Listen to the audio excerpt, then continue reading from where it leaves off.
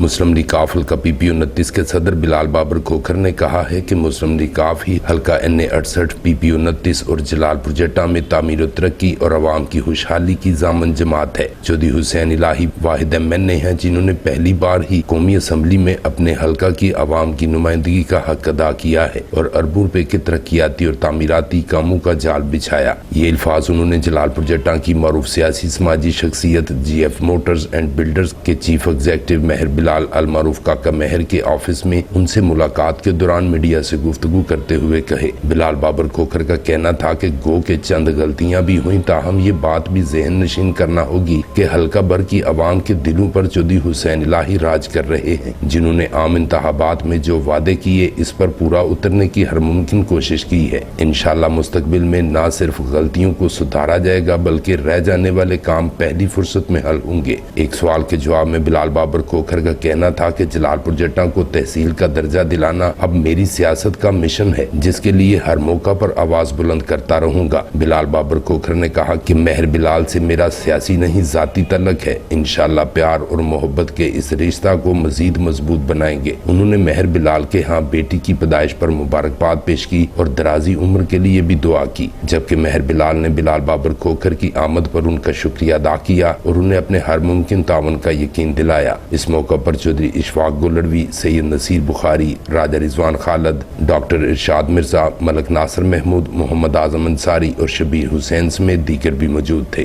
Prince شاہد بھٹا، BB1 news, جلال پور جٹا۔